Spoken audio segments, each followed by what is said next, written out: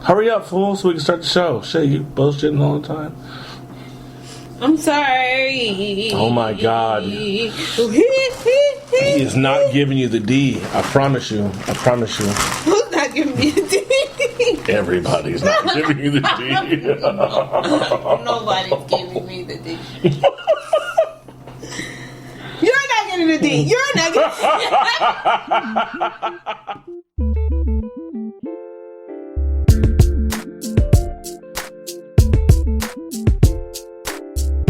Welcome back to the KJ from OC podcast. I'm your host, KJ from OC, back once again with the lovely Ashley. Say hello, Ashley. Hey, yo, money. What's up? We just watched New Jack City, so she has been smoking crack. She's been throwing up gang signs. She said she was a New Jack hustler, and wow. She pimp slapped me twice. All of those are fallacies, as we can see. Yeah, they're all phallics. So anyway, you can find me on Twitter at KJ from OC. Find me on Facebook, KJ from OC Podcast, and also my personal page, Kingston Johnman or KJ from OC. Good luck. I mean, I know, it's just, I'm all over the place.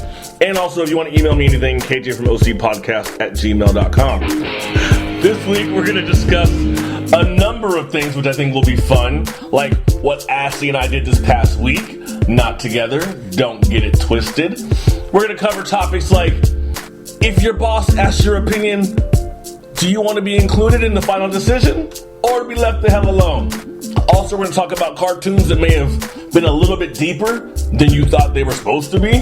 Then we're going to talk about, of course, my favorite topic, race and crime and black people and white people. And also some funny videos at the end and maybe even a quick 5-minute video on white privilege. But hey, we'll see what happens.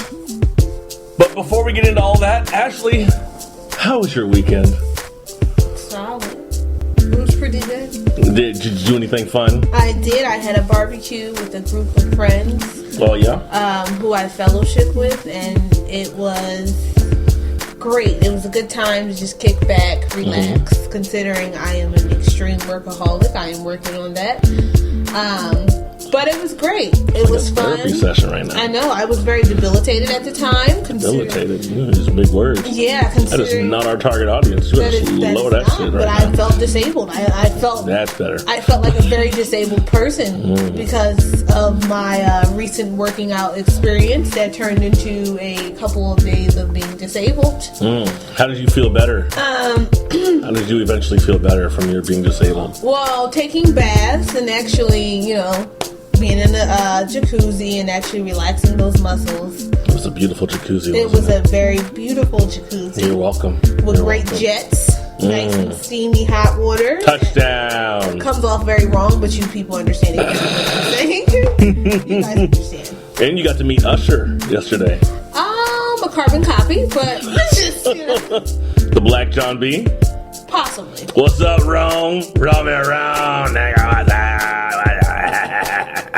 Yeah, I had a good weekend too. Thanks for asking. I wasn't done mine, but that was like 4 minutes long. But as I was saying, it was a great weekend. So KJ, how was your weekend? Oh, now you're done? Yeah. I just have to say the last word. Well, don't waste your time fighting lies. You gotta hold on to this love. All right, huh? No, not now. No? I mean another love. Oh, that'll come soon. She's not gonna call. Every time I have a new episode, there's another new love that hasn't called. Anyway, so my weekend, I did not have to have any sessions with any clients on Friday, so that was beautiful.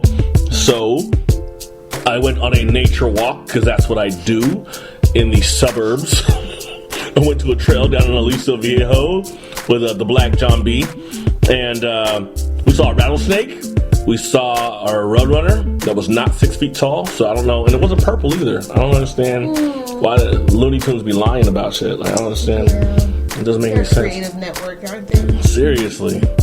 But yeah, after we saw the rattlesnake, like, we turned the hell around. Like, we'd already gone like a couple miles. So it was like, all right, well, this is over and done with. And then Saturday was a sad day. Sad and... I said Creative Network. I just told you. Sorry. You meant Cartoon Network? Yeah. I know what you meant. Yeah. I know what you meant. Saturday was a sad day because you guys might remember my show from last year. one of my former students had passed away in a motorcycle accident, and we had the funeral and memorial obviously last year after she had passed away, but it was like July or August. But Saturday would have been her 21st birthday, so we had another little celebration with the family and the friends and everything, people from church. And that was out in the park in Mission Viejo, and they planted a tree at Christopher Park in Mission Viejo specifically for her. So I thought it was a really cool, special thing that the mom set up and everything. So, and the crazy thing was before that was that there had been a tree that was already there, but it got blown down during the storms the last couple weeks. So she said, I had this idea a while ago, and God blew down a tree and gave me the spot, and it was perfect. And so we planted a tree in her honor and released balloons and put down some flowers, and it's a really good time. And then to top it off, my buddy Eric, who you guys heard on the show several times, of course, over the last year, he's moving. He got a new job. He's moving to Vegas like next week. And we couldn't say it last week on the show because he hadn't had his interview yet. But congrats to Eric and his girlfriend Carla and their buddy Jameson, who's also moving all out to Vegas. They all are almost going to be working at the same place pretty much. So really cool stuff for them. Congratulations. Seriously, that's great for you guys. And Eric, I hate you. But I'm happy for you at the same time. And I forgot. Ashley, we need to review New Jack City. Yeah. You ready? Mm-hmm. First topic. Ashley and I just watched New Jack City, and it was my first full time watching this entire movie. I think I saw parts of it before. I was impressed.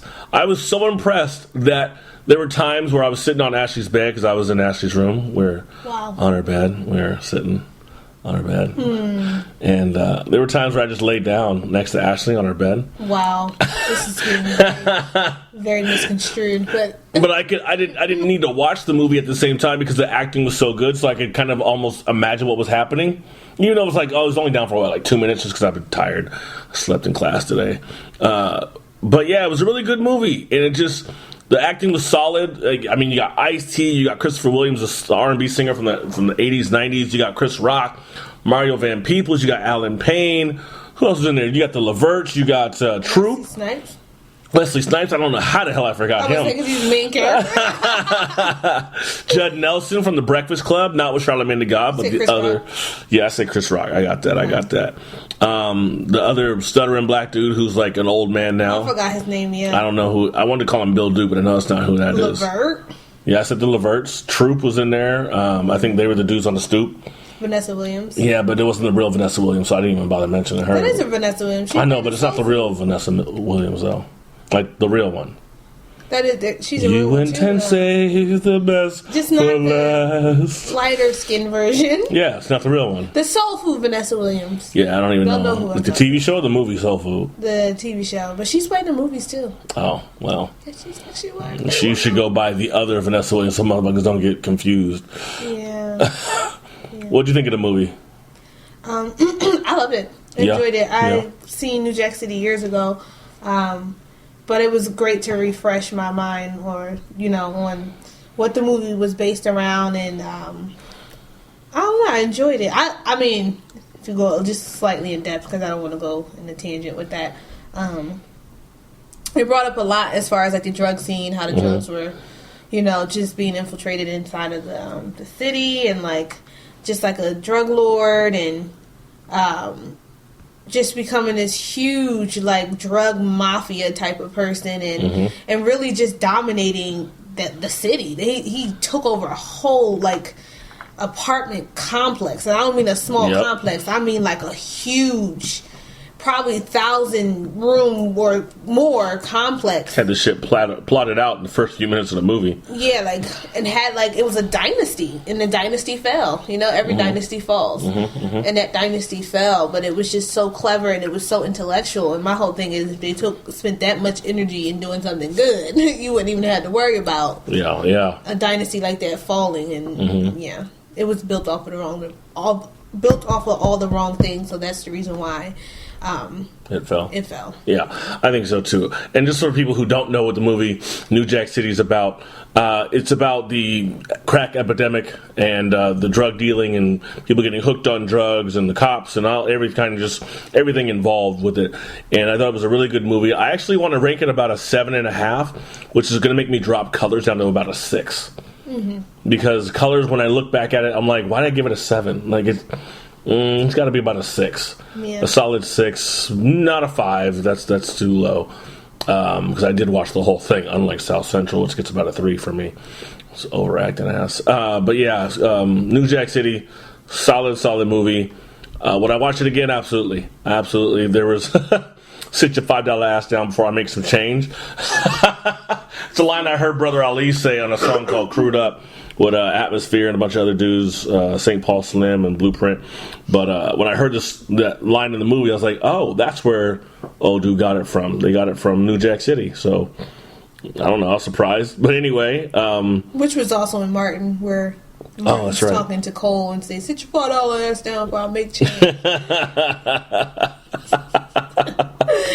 One thing I know that a lot of people don't know that I know, I grew up in South Orange County, and so while growing up on initially a lot of pop music and retro 60s, 70s music in the early 80s, I was exposed to various types of music, not just that, but then eventually I grew into rap music and rock and roll, eventually working in downtown Huntington Beach, stuff like that. But anyway, one of the groups I grew up listening to in my high school years was the Loonies. You guys remember the song I Got 5 on it.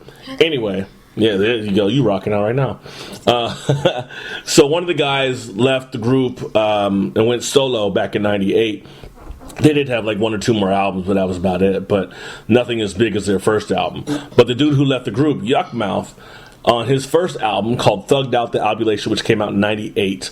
It's a double disc. It was like 27 tracks. I swear to God, it's like maybe 2 little interludes or intros, and everything else was a song. He had Tech Nine, he had the Outlaws, he had Scarface, he had Tila, he had Corrupt and Daz from the Dog Pound, he had what's the dude, the other dude from the Loonies, Numbskull. I can't believe I just forgot his name.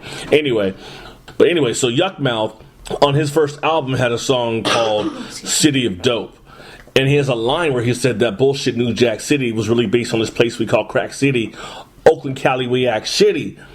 So you think about the crack epidemic, and it didn't start or grow in New York from Yuckmouth's perspective. Granted, he's from the 70s, so he would know. I mean, he was around. He wasn't off in no suburb or nothing. But I just kind of wonder how much of that was really true as far as if, the crack epidemic really started in Oakland, or, I think it did. But matter of fact, with the Black Panthers, because that was how they tried to destroy the black community and the Black Panthers, to try to get them to stop. Because they weren't out in New York. They were on the West Coast. They were in the Bay. Yeah. So if that is really real as to why crack came into the black neighborhoods and everything, and maybe even after the Vietnam War, people trying to, recover from PTSD and just zone the fuck out. Zombie the fuck out, that's better than Seroquel, right? Yeah. You ain't gonna get no prescription for that. But yeah, or tramadol. I got tramadol. But anyway, so I just kind of wonder how true that is, and if it is, really based on all that, then it really is interesting how at the end of the movie when Nino's on trial for the drugs and everything, and he says, we're not the ones who bought the planes and flew them into the neighborhoods and dropped all the drugs off. Like, this is bigger than Nino Brown. He's like, we don't own any poppy fields. This is bigger than Nino Brown, which I believe is absolutely 100% true. You can blame a drug dealer for pushing the drugs. How did he get them?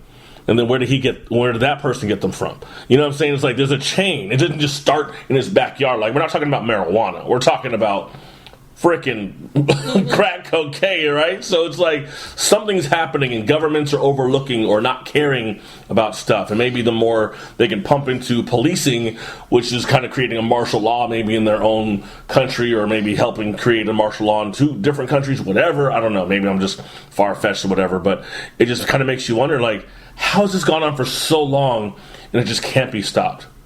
It can be. With all the technology that exists between major countries, major nations, and you can't stop drugs?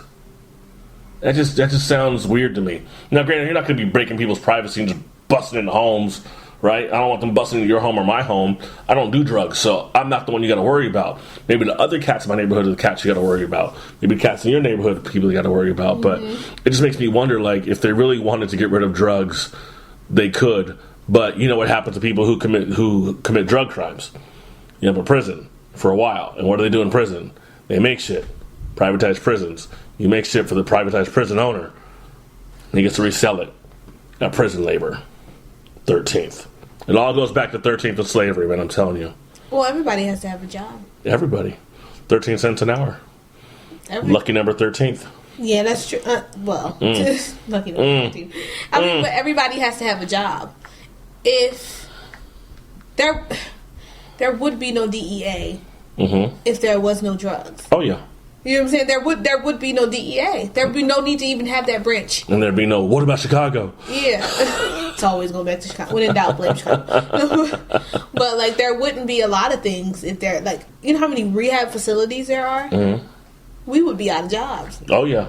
You know, like, so it's almost like they push it and push it and push it because not only does it make money, but it actually employs more people. And that's the sad truth. But it does. Yeah. But he's right, and Nino Brown in the movie is 100% accurate. However, that doesn't justify the behavior in which he did, goes about. But he's right, though. A lot of it's right. And I mean, and I don't think the movie is targeting, what happened right here, right now in New York. I don't think that's what it was. I just think in general they're just saying like an epidemic in New York, and it probably did start in Oakland. And I would be curious to know, where did it start? Where did all of that pop up, and where did it come from? And to be honest with you, it doesn't even really matter. How can we get rid of it? That's really what the overarching like solution should be. Like, how can we get rid of it? I think what it is remember, people aren't just doing drugs just for the hell of it. Like, weed, alcohol, yeah, sure, maybe a little bit. Some people doing it for the hell of it. But, I mean, the harder the drug, they're masking pain. It might be physical. It might be emotional, psychological, etc. Maybe they're not getting the psychological drugs that they need, the psychotropic drugs that they need. So they got to do something to even themselves out, because they know, if I don't do this, I'm going to become Bruce Banner. I'm going to go from Bruce Banner to the Incredible Hulk and fuck some shit up. So maybe if I do this, it's going to keep me from doing something crazy to hurt people, because I'm just homeless. I'm not a mean person. Now I become a drug addict to protect people from me going into their houses or whatever. I don't know. I'm just kind of rambling off and making shit up, whatever. But the overall point is, not all drug users are bad people, or they actually just need help. They need opportunities as well. They need to get some of these programs back that are actually helping people, and not, don't cut funding for a mental hospital or something like that. Like, what are you going to do with these people? Just make them homeless? Like, that's so wrong. No, incarcerate them. I know. But that means they have to commit a crime to eat. Yeah. It's just such a messed up system. It really, really is. And it's so sad. It all goes back to 13th. Now you've depressed me. This is your fault. Well, I want you to healthy cope, not, You know what I'm going to do when I get home to cope. Next topic. Ashley had a question 2 weeks ago. Yes, it really was 2 weeks ago, as I'm looking at this timeline. She says, do you want to read it? Because it is your question. It is my question. Just go ahead and read it, and we'll read off the answers and stuff later. Okay. If you are an employee and the boss asks you your opinion, do you want your opinion to matter or / count in decisions? So what I meant by that is that if you're sitting down with your boss and they're like, hey, you know what, we're going to start making some changes. We're going to do a whole bunch of different things. And I wanted to know how you felt about the changes that have already taken place. So now we're at this point where the changes have taken place, but I'm sitting down and I want to talk to you about these changes, although the changes are already in effect. Do you or do you not say something, or not even say something, but actually give your opinion and your thought or your ideas about these changes that are taking place? Because one, do you feel like it's going to affect your relationship with that supervisor and how you see yourself furthering in the company or the organization that you're in? Mm-hmm. Or do you feel like, you know what, this is helpful and it'll benefit and, you know, it actually may grow the relationship between you and your supervisor and you have a better understanding of where you stand in that company or that organization? Mm-hmm. I don't know. It's a good question. It was a good question. I'm sure it came from somewhere. It did. I have a response towards you for that question that I just thought of. Is what if they're asking your opinion to kind of gauge your managerial skills to see what you would do in this situation? And maybe, you know, you did say you had a conversation, which I'm not going to get into, but you did say you had a conversation the other day. And so since they sensed that going on, maybe they kind of thought ahead of time, maybe a couple weeks ago, like, hey, let's ask her this and see what she thinks about this. So she's educated, got a master's degree, you know, she got a thing going on. Got goals in the future, so let's ask her and see what she thinks. Kind of maybe to validate their work or to see what your plan would be and how you would do it differently. What do you think? I appreciate that question.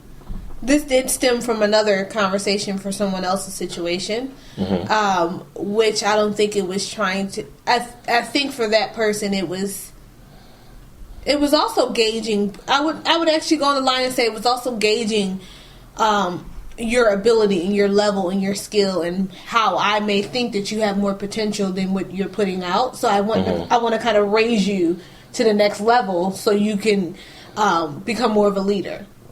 So for that, I would say I see potential in leadership in there for that current situation. Now that's the situation and the discussion that I previously had. I can definitely see like, okay, managerial, but I think it was more so of a timeline.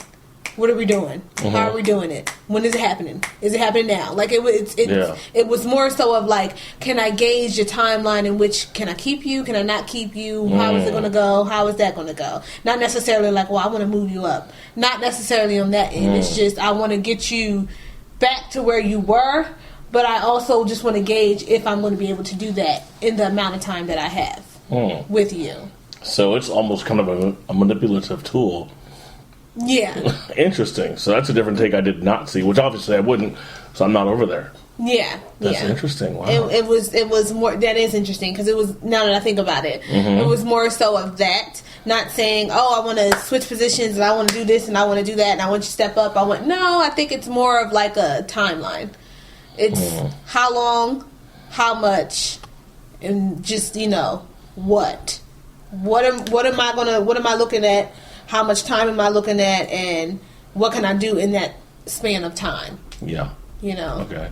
So since that conversation, or that initial question, and now that you've had the conversation yesterday or whatever day it was, what do you see differently, other than what you just said, but as far as that's all kind of wrapped up now, is it anything better? Like, do you look back at that and say, you know, I should bring it up to my boss, or what do you think? It's a conversation. I'm more of an action person. And I say that because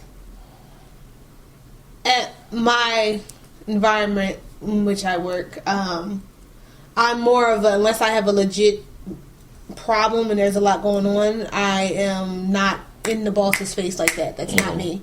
It has to be a lot going on for me. And it has to truly and tremendously affect me. Now, having that conversation, it was great. However, I still have plans and motions and still things that I want to do and how I want to do them. It was highly appreciated to know that you are being appreciated in some way, shape, or form, even though it's not, you know, vocalized 100%. But it's still like, oh, okay, you do kind of appreciate. Yeah. And you've actually paid attention.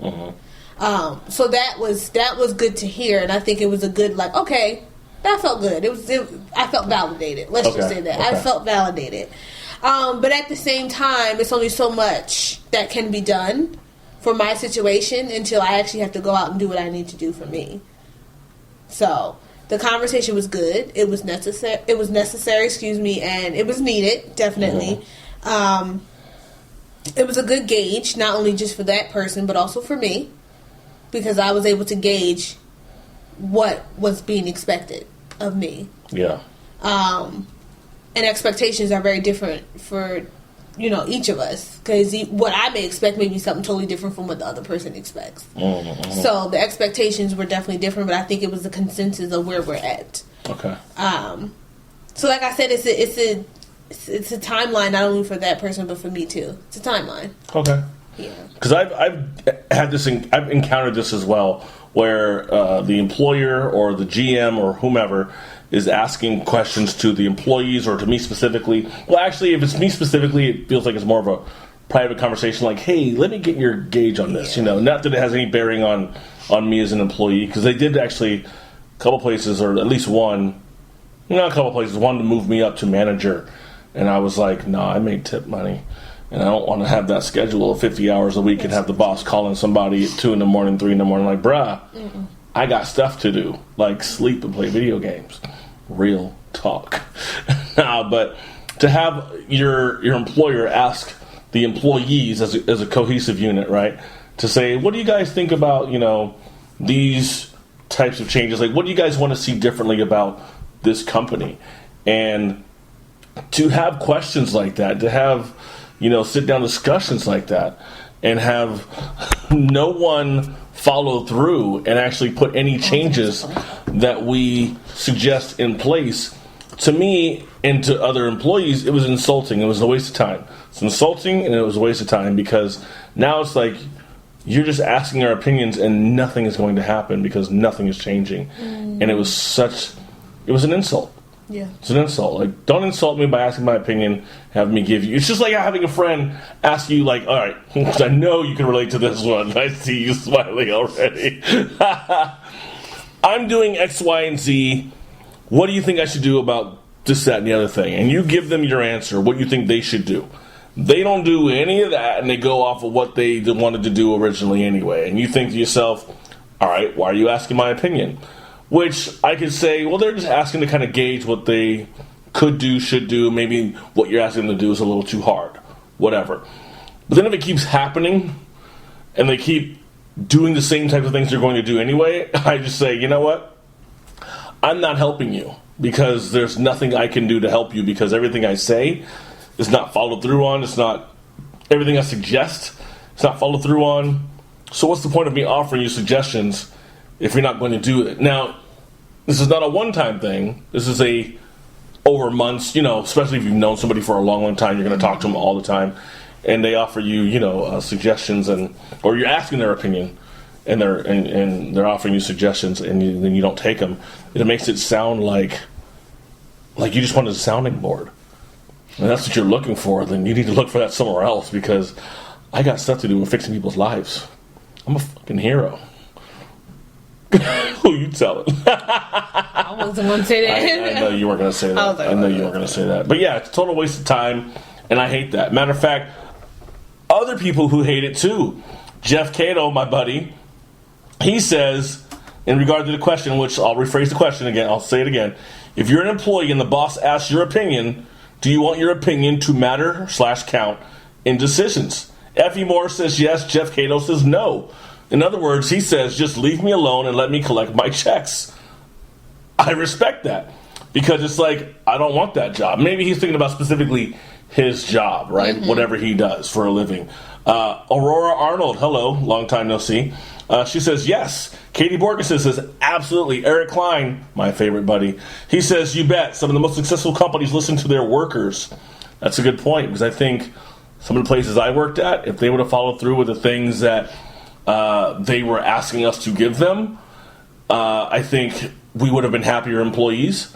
I think I would have personally, on my old Facebook page, one of the bars I used to work for, used to promote on my page, until I started blocking people from promoting on my page, because I was like, this is my page, not yours. If you need promotion, you need to go somewhere else and do that.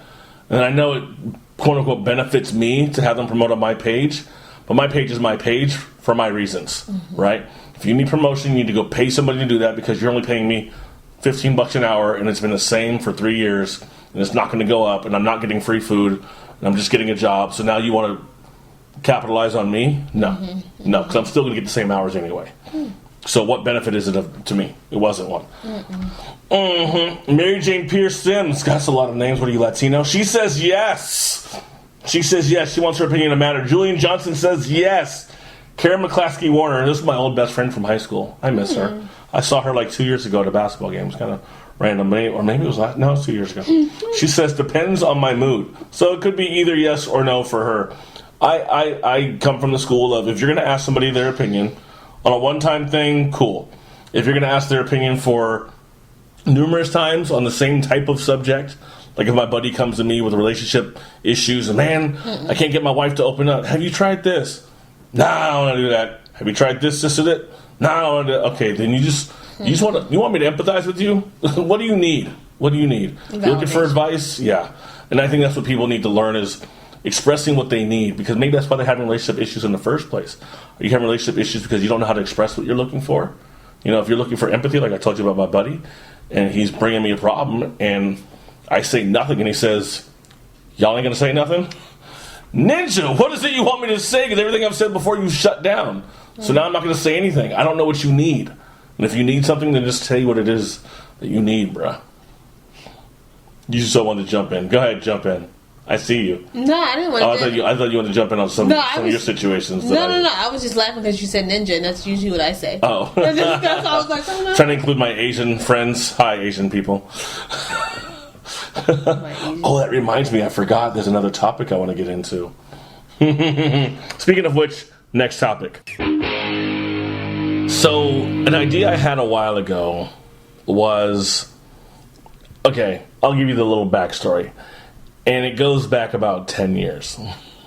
It was a discussion me, my cousin, an old classmate, a couple of his friends had, I think, some random weekend down in San Diego. And my old classmate, who I've known since I was 6, that's a long time, he had a friend of his over his apartment, and I think the song, a Jay-Z song came on or something like that, right?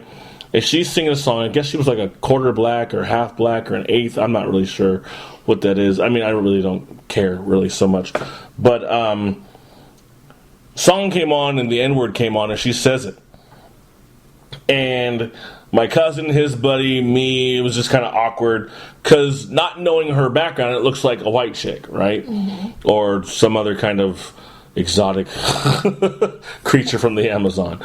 Anyway, and so the discussion got had, and she's like, look, I'm singing a song, whether I'm in my car or I'm in a club, if the song comes on and it has the word, I'm saying it, because I'm just singing a song. I'm not calling somebody that.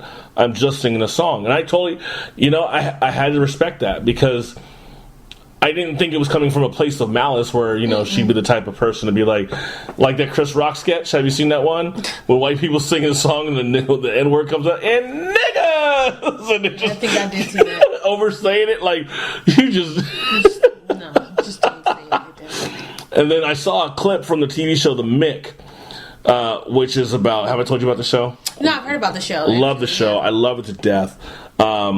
Somebody else was telling me about it, how great it was. Yeah, it's really funny. It may have been me, actually. Or Mary. Could have been Mary. I talk about this show a lot. Yeah. But anyway, so in The Mick, one of the episodes, she has the teenage daughter and the teenage son, and they're talking about how they weren't racist or whatever, so they had to prove to her that they weren't racist, and so she took them. No. The maid took them. The maid was a big Latino lady, and took them to go do karaoke one day, kind of just do some stuff out somewhere or whatever.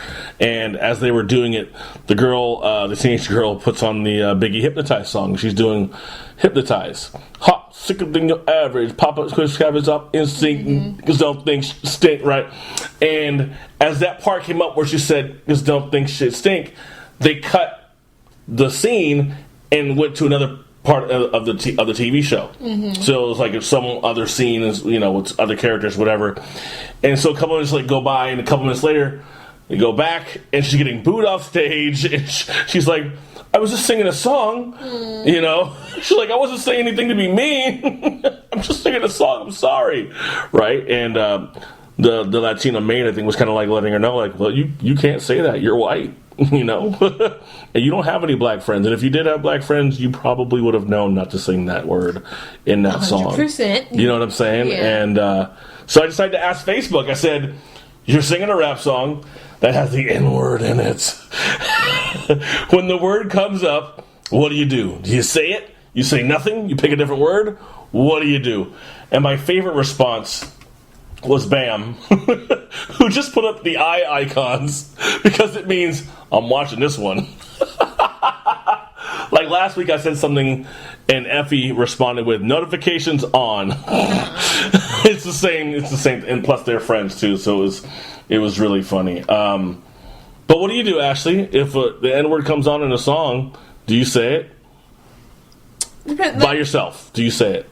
It depends on the mood, but definitely by myself. Okay. You know, it depends on technically the mood or the type of song it is. And sometimes, you know, I'm known for bleeping out my own cuss words, which sounds very weird. But it's so But I do that all the time. Like, I bleep out my own cuss words. But you're a fucking nut. I do that all the time. You're fucking weird. Right? But I would by myself. I would say it. Like I said, you got to pick and choose the crowd you're around saying words like that because you cannot just drop the bombshell. But I think is that trying to practice not saying it by saying ninja helps a whole lot because you don't want to nickel. You know, you don't want to continue to keep saying those derogatory words and then everyone else using them. We like go ape on it. Yeah. There we go. So we go and bathe in apes. Yeah. And I was actually going to say, when I'm in my car, sometimes, yes, I will say it, or if I'm singing in my room. But usually, if I'm at home, it's going to be jazz music or a podcast, not my own, because that's just weird. But yeah, I'll listen to jazz music mostly at home. If I'm in the car, I might actually bleep the word out or say ninja, nickel, or if I'm with friends, like it is what it is. It really kind of just depends on, like I think, like you said, like my mood.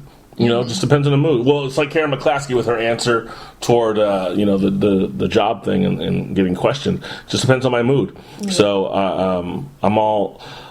I understand where people are coming from. Yeah. You know? The crowd you're around. That plays a huge part because you're not going to just drop those words right in front of white people like that. You just wouldn't do that. You really don't want to. You really wouldn't want drop it in front of nobody else but African American people. You know, like it's just like you really wouldn't just drop that bombshell like that. There's a song called One Less N, and it's by MC8, and MC8's a rapper from Compton. Mm-hmm. I mentioned him earlier when I was talking about Menace to Society. You seen that movie? Yeah. Oh yeah. AWACS, the one with the Jerry curl, real crip from Tragnew Park out in Compton. Okay, that's MC8. It was from a group called Compton's Most Wanted, and eventually it was him featuring Compton's Most Wanted because he became so popular. But in the song on the Tales from the Hood soundtrack, which came out in '95, it was track number 7 or 8. It's called One Less Nickel. And he says in this line, which always makes me feel so awkward, I kill more niggas than the KKK on another level. And I thought to myself, that is the most stupid, ignorant, disrespectful line I've ever heard in my life. Because you're talking about taking out your own kind. Yes. Over some gang colors. Yeah. Now, no disrespect to MC8, because I love his music, which sounds weird for me saying that. But I mean, if I listen to like the first several albums that he had, up to Death Threats and Last Man Standing and Section 8 and all those albums and That's Gangster and all that stuff, then obviously I'm obviously saying that I love to do his music because I really am a fan of his. But just that line that line in the title of that song, it just felt weird. It was like, bruh, I can't even fathom. It was really awkward. So that's usually the song on that soundtrack that I will not play because it feels so weird. And I probably really shouldn't be singing any other kind of song, right, that talks about the killing of other people, especially over bullshit, right? Yeah.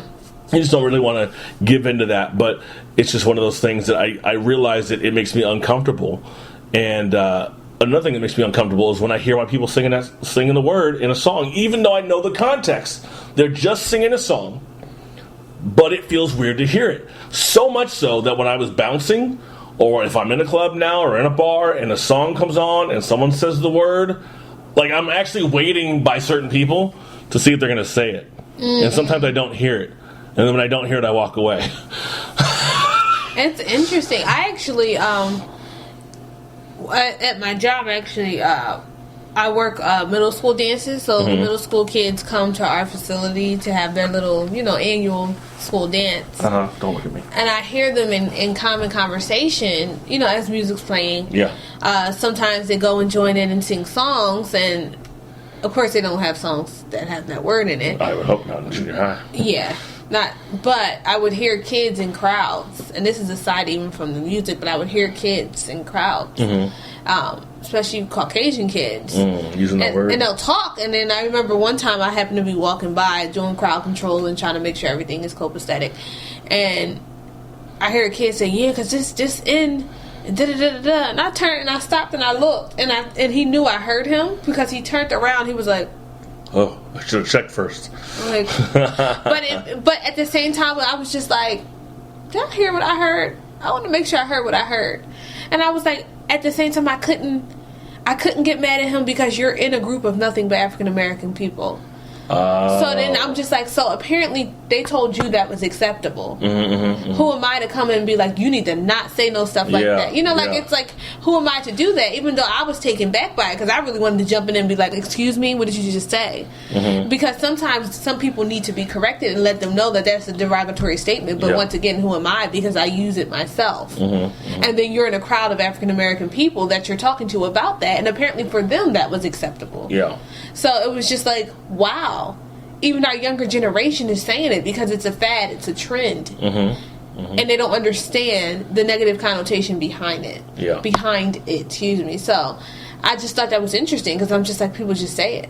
And it's not just in songs, people just say it, I may have told you before because I know we have numerous conversations off podcast every week, but there's a kid I know. I was mentioning you last night when I went hiking down in Laguna Beach last year, top of the world, and I got stuck in that fucking pit. And that kid was, running out to help me out, and he's a kid I went with. It was one of my kids' friends or whatever. But anyway, we were having a discussion one day, and out of respect, I mean, we were just. I don't know if I brought it up or just maybe I did bring it up, and I think just about the word and.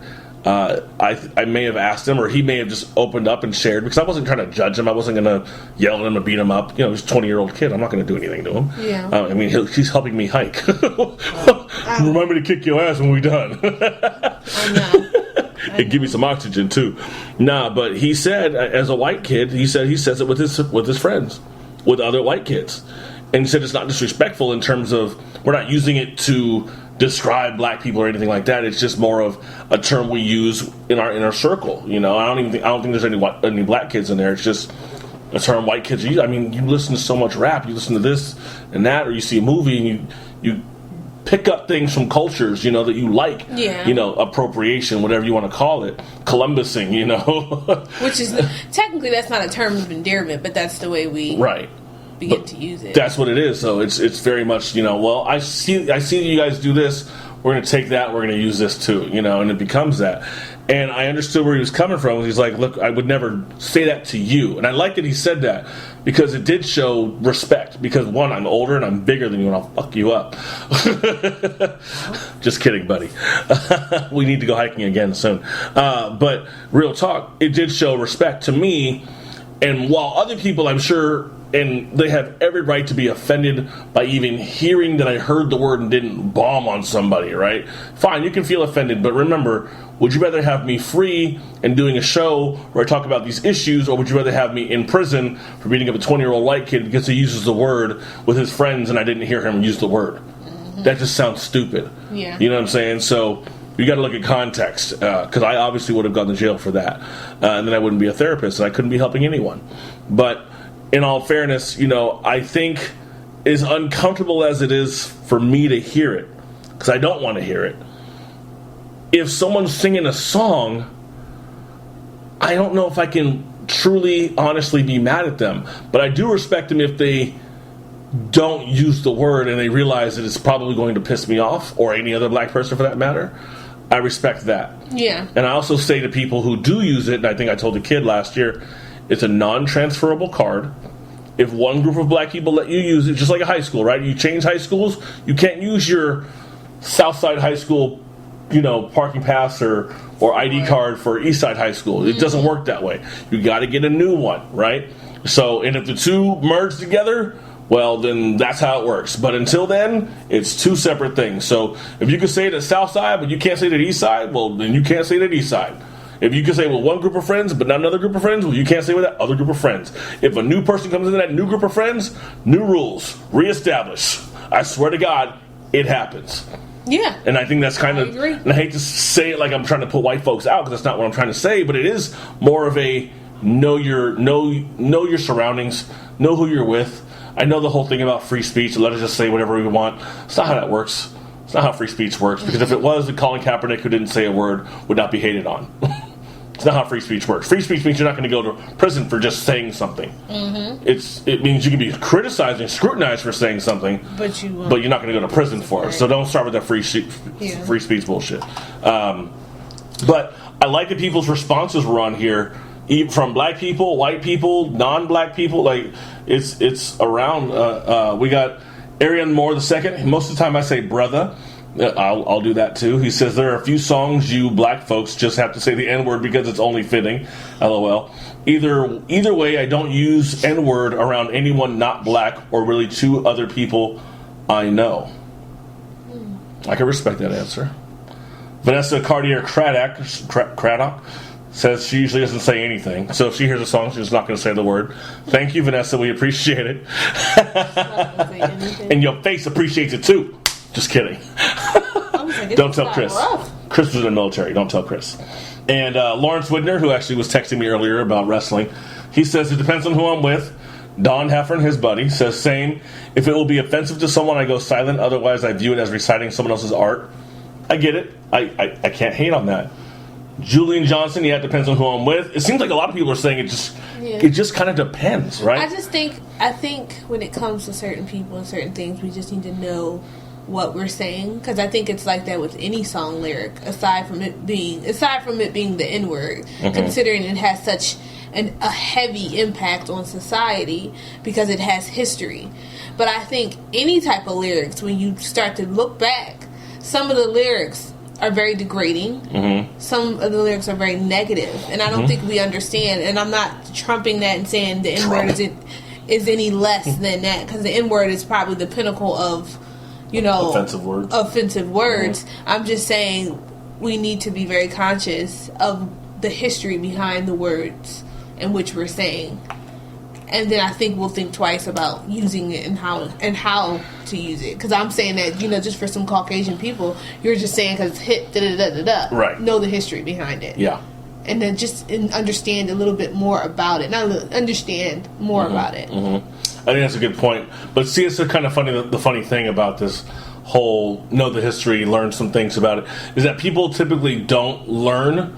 They just repeat what they see or what they hear. Because it is what it is. It's like saying dope. Right. Dope is the N-word is on the same level as dope. Right. That's dope. I've said that before around kids, and people are like, hey, don't say that around kids, because dope also means pot or some other kind of drug. Which is true. And dope also means really cool. And who knows where the word cool comes from, or the word rad comes from. I would never say the word rad. I'm too old. But now. Everything has history to it. Like sitting in a rehab facility, we could not say that. Dope? We could not say that. That's a word we couldn't say. Yeah. Because that could be a trigger for somebody. Or dank. People use the word dank now a lot. Yeah. Dank memes. Hi, Jordan. Dank memes is a thing you probably would not be able to say at a drug rehab facility. There's certain stuff that we were unable to say because that was a negative connotation towards people in that arena and that population dealing with the things that they were dealing with. To us, that's just like, oh, that's fun, that's cool, that's funky, that's hip. But to them, that's a substance abuse issue. And this is what brought me in here. Here's a couple responses. One, I think you might laugh, and a couple others you might be like, uh-oh, let's have a discussion about this.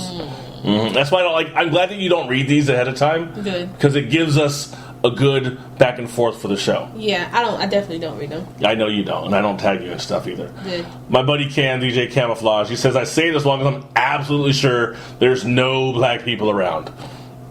Well, I mean, it's honest. And Bam laughed, and so did Dasha. Hi, sister Dasha. And then Dennis Ramirez, this is the guy who used to call me, well, we used to work at Fred's together in downtown Huntington Beach. He was a food runner, I was a door guy. I told you I've never actually called out Fred's like that before and said I worked there. But anyway, when he would walk by the doors where I would be standing by doing my door guy thing, he would stick out his hands, palms down, in front of my chest. This is the first time he ever did it. I was like, what are you doing? Then he flipped his hands, palms up, in front of my chest, but under my breasts, and then flipped my breasts up. Dennis, you're an asshole, but it's hilarious. But Dennis says, and this is interesting because he says, he said a couple things. He says, where did it go?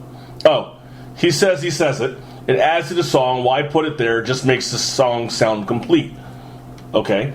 What about radio versions? Because it doesn't always happen in radio versions. Yeah, it doesn't. I mean, granted, we don't really have radio versions anymore, but... Yeah, but sometimes you hear a radio version and you don't even know until you hear an unedited version, and you're like, oh, that was there, so now you make it like, oh, I should say that now. I'm like, so did you think that the first time when you were listening to the edited version? Or? Yeah. You know? I don't know, just thinking. Just swirling some thoughts. He says, but I do call all of my black friends N-words, but I never call them the actual word.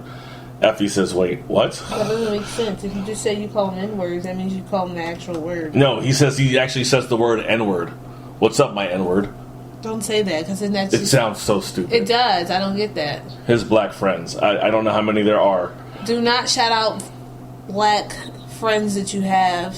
Non-transferable card. Especially with that type of statement, don't say that. What's up, N-word? You make all your black friends look bad. You make them look He says bad. to them, I go, yo, what's up, my N-word? Literally my N-word. Without saying the actual word, they all laugh and say, you fucker, you found a loophole. LOL. I'm wondering how black your friends are. Yeah, I'm about to say that. Like, nah. Yeah. That's punch you in your face worthy. Like that. I've had 2 people written up and or fired from Fred's for using the N-word to me. And people always say, oh, he says, oh. No, I don't. Not at work. Not to you. Not at work, not to you. I said we. See, I just lumped the African Americans together. But no, I'm it's just saying, statement. but why would you do that? Yeah, why would you do that anyway in a professional setting? I wouldn't. But no, see, I know you wouldn't, but I'm just saying in you. general, like, why would anyone say that in a professional setting? You know, Because it was a bar. It was a chef, he got fired, and a server who should have been fired, but... Because I still told her she was neither one of them were trying to use it in an offensive way. Yeah. But the fact that they used it in the trying to be cool with you way, and I said, I'm not trying to hear that. It's not funny, and I don't appreciate it. And they're like, whatever, and say it again. It doesn't fly with me. Mm-hmm. So that's when I got to talk to the manager and become a snitch. Because, people can say, I would have stolen them. Well, you'd also be in jail, and then what? But stolen them for what? Because you Exactly. made the statement thinking it was okay to make. Mm-hmm. And it's like every culture has a cultural word that they don't like. So what if I decided, okay, I'm going to figure out what your cultural word is, and I'm going to use it against you, and let's see if you think it's cool. Right. Regardless of whether you say it amongst your people, but like, how would you feel if we said that? That doesn't make it okay. The same way it's transferable for us, not non-transferable for, within our community with certain people. The same way it's probably non-transferable in your community among certain people. You just don't do that. I don't do it with my brother. I mean, it might come out in a conversation with my brother or something like that, but typically it's not a word I use a whole lot. I mean, just because I'm almost 40, I have a lot of words I could use. Matter of fact, substitute that word for bruh a lot now. I say bruh. And you know what? You know who's using that? White kids. They say bro. I think someone's starting to say bruh now too. They're trying to say bro. Leave it alone. I would say I hear a lot of them say bro. Yeah, brosif. Bro and bruh, like bruh. Bruh. This is my favorite from The Office. Have you ever seen Office Space? Yes. Have you seen the scene? I don't know what the scene is. Okay. Well, I'm not going to set the scene up for you. I'm going to set it up for the people. This is from Office Space. This is Michael McDonald, his real name. Oh, wait, no. That's his character name, isn't it? I forget. It's the white dude from Mad TV who had the glasses and he's rapping Scarface in the car. And this is hilarious. I can't say nothing, baby. I've got my pistol point non-stop until I see your monkey ass drop. And let your homies know who done it. Cause when it comes to this gangster shit, you motherfuckers know who. He sees a black dude and he stops rapping. Locks his door.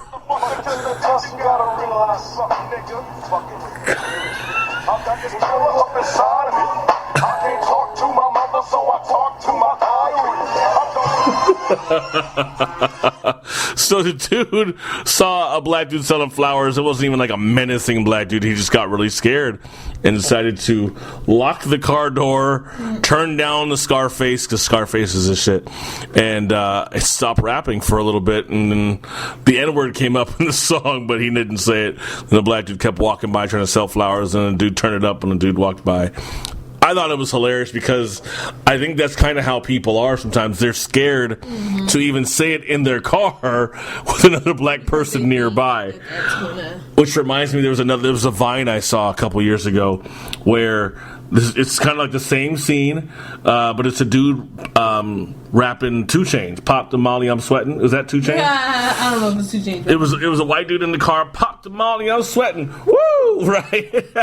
And then this black dude like looking at him, kind of creeps over to the car, and then the dude turns the station, Aruba, Jamaica. Turn on the Beach Boys. Almost to the Beastie Boys. The song, but I'm just like, really? Because he was scared. You don't have to be scared to say it in your house, to say it by yourself, to say it around a bunch of other white people who aren't Black Lives Matter supporters. Here's a good response, actually, and I'll let you respond to this one. From Vuli, doesn't it have different weight and context when a black person says it to other black people? You said, does it? Doesn't it? Well, I think I mentioned that earlier.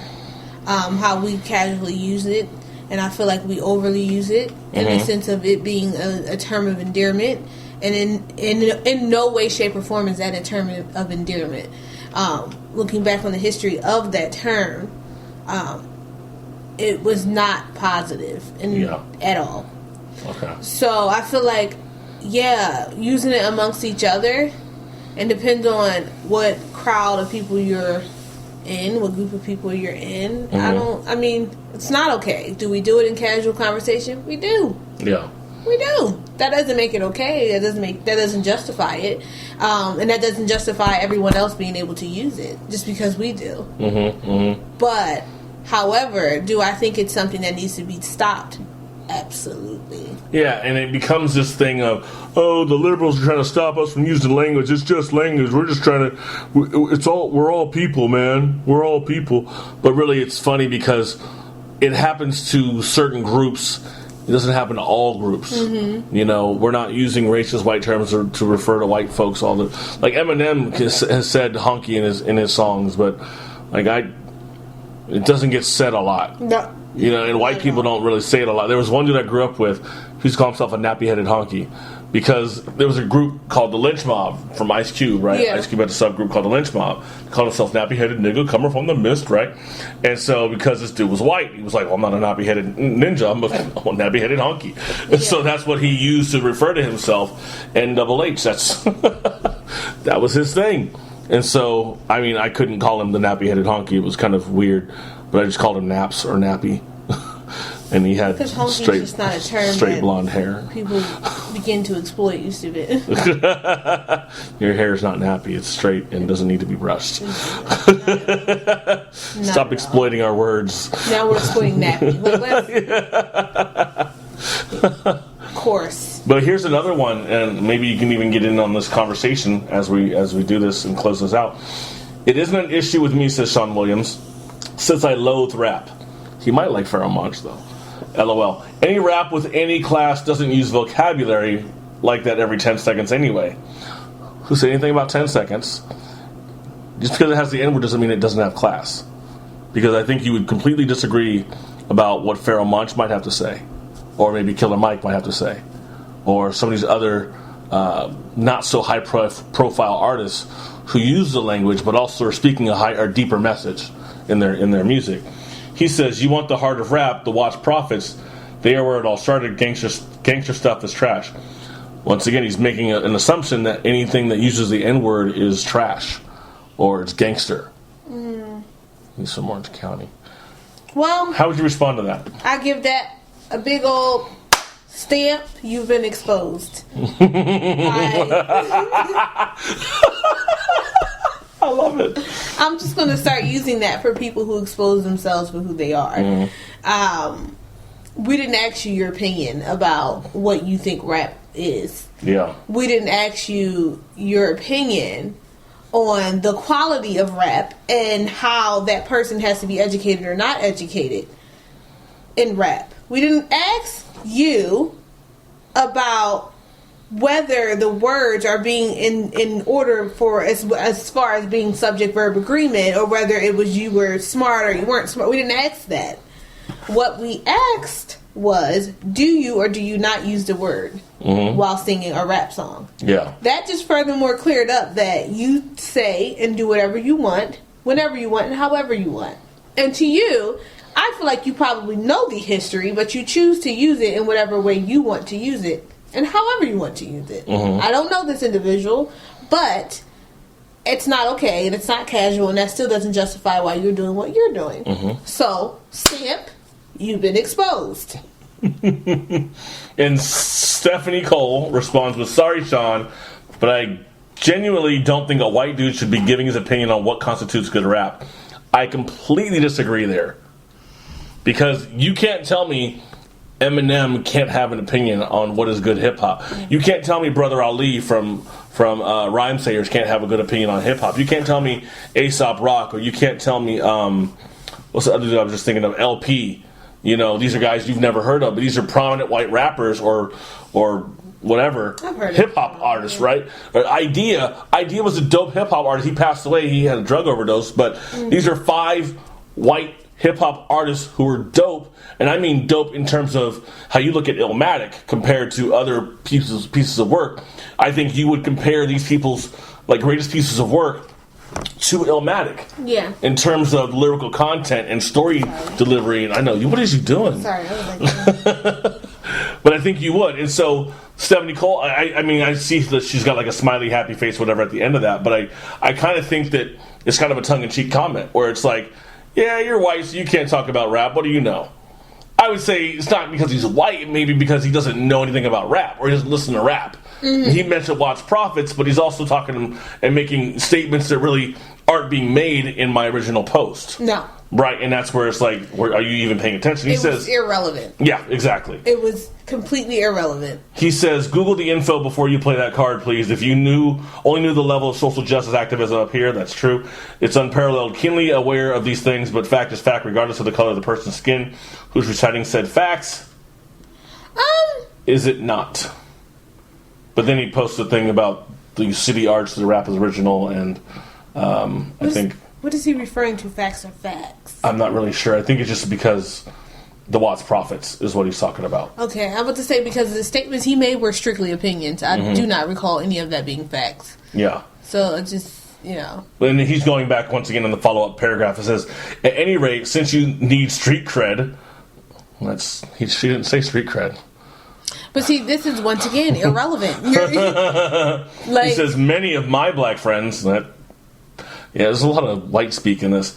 And many of the black musicians I've known claim that the Watts Prophets were the originators of rap. Actually, it might go back even further. I believe the Temptations had a rap song before. But I heard that from ESPN, Michael Wilbon, talking about this is the original rap song. Because it was literally the late 70s or early 70s.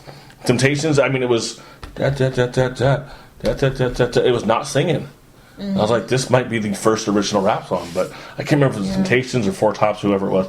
Then they go on and have their discussion, and then Billy Brisby comes in, and I like Billy. We used to bounce together. He says, everyone's entitled to have an opinion on any issue they feel like forming an opinion on. You are wrong, Stephanie, saying a man can't have an opinion on women's issues, because she said that later. So beyond ignorant. So saying a man can't have an opinion on women's issues is so beyond ignorant. My mom is a woman, and the people I date and consider as mates are women. I care about women in my life. I have a right to have an opinion about an issue that affects people I love. He says, continuing on, he says, your opinion, which you have a right to, is racist and sexist. White people can't have an opinion about rap. Men can have an opinion about women's issues. All issues within humanity are all of our issues. I agree with him. I mean, I don't think you have to be of something to, you know what I'm saying? Like, I actually said this a while back, and Rick Miltimore corrected me. It was about a issue about gay people, no, I'm sorry. It was about like the Asian version of blackface, right? Like how people like draw like the Chinese eyes and whatever. And they have like a Chinese food restaurant. It's owned by a white dude or someone else, and it's just like, why are you, mimicking what Chinese people look like or whatever, right? And I was like, and so people were posting, could this be offensive to you? And I'm like, I don't know if this is offensive to me, but it might be offensive to someone else. So it's not my place to tell somebody what they should or shouldn't be offended by or whatever. They're like, well, it's an opinion. Are you offended by this? It's pretty simple. So I understand where people are coming from with that. And so I guess where Billy's coming from is the same place. So she responds with insults and stuff. And it just, I'm glad he didn't respond. It was kind of pointless at that point because she came. I mean, the two of them, Stephanie and Sean, both kind of came to have different points about something that wasn't really the main point. I was going to say. And I was just like, you guys, I'm here. I'm at A. Yeah. She's been exposed. You've been exposed. I need to have my own little stamp. I think you do now. I love it. It's like, I give that a big fat stamp. And they're going to get me deleted every week. You've been exposed. But yeah, I think people need to stay on topic, but that's just what it is that people eventually expose their own bias when they respond to things like this in nature or things of this nature, which is fine to respond, but just it's like any topic, stay on point, stay on topic, and if you're going to change topics, then they say, hey, let me ask you this question, which might be off topic. It's communication. But if you're doing it unintentionally, maybe it's because you're not paying attention, or you're just showing your bias, and that's what true. it is. That's true, and we all do it. We all do. We all do it. But other people, I mean, it's just funny that most of this is just basically, it depends on who I'm with. And that's not even just non-white folks, it's also, non-black folks, also black folks too, including us. I want to say thank you to all the individuals who stayed relevant and on topic in this discussion. Very few. For those of you who did not, you've already got the stamp of exposure, and please do not do it again. Should I write that and tag you in it? You can. I'm going to do it right now. I don't care. I don't either. Next topic. Ashley, have you ever watched a cartoon that seemed to hit on some deeper shit than just being silly and cute? Mm-hmm. Was it Scooby-Doo? Scooby-Doo always takes the cake, but no. Takes the cake? I couldn't get the word out. No, that is a phrase. That is a phrase, actually. It is. There is cake in front of us, people. Anyway, sweets. Shows like SpongeBob, South Park, even Family Guy. That's deep stuff. Funny you mentioned Family Guy. Yeah. Even like the use of profanity on certain cartoons. Awkward. Because it randomly happens. But, yeah. Even some of the Looney Tune ones. Like a lot of Looney Tune cartoons actually has a lot of deep messages on it. Yeah. Like what can you think of off the top of your head? Well, I mean, think of Speedy Gonzales. He was, Speedy Gonzales, what is that? Iba. Like, they, it was a Mexican. Like, it's a Mexican mouth. Yeah. Things culturally, racist type ones. I swore I've seen cartoons even with, like, blackface. So-called blackface comedy in it. So I feel like culturally there's always a message. There's always a message, period, whether we see it or not.